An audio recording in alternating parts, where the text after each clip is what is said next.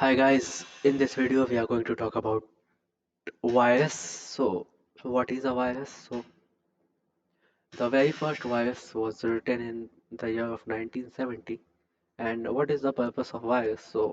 A virus can slow down your system, or it might give the attacker a remote connection, or it might corrupt your file, it might encrypt your file.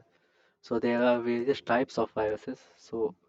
And which each of the type of viruses have different motive and different purposes. So why they are built? So they are built using different method and they serve a different purpose. So there are various types of virus.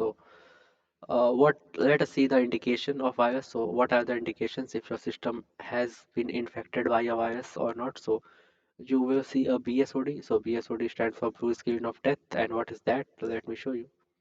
You might see this type of screen in your PC, and when you see this type of screen, then it's an indication that your system has infected with a virus. So suddenly while surfing on the internet or uh, while using your PC, suddenly if you see this screen and your system getting restarted again and again, then it means that your PC is infected.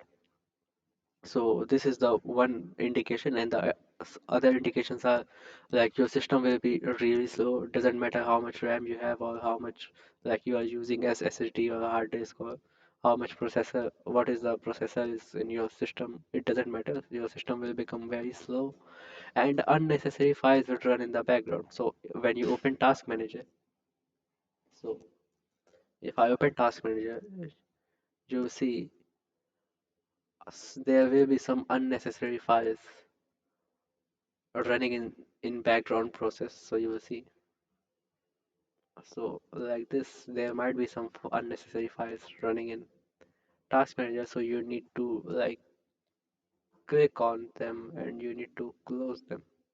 So so these are the some of the indications, and let's discuss the type of virus. So there are various types of virus. So as you can see, 9 types of virus, and what are they? We are going to talk about them in the next video.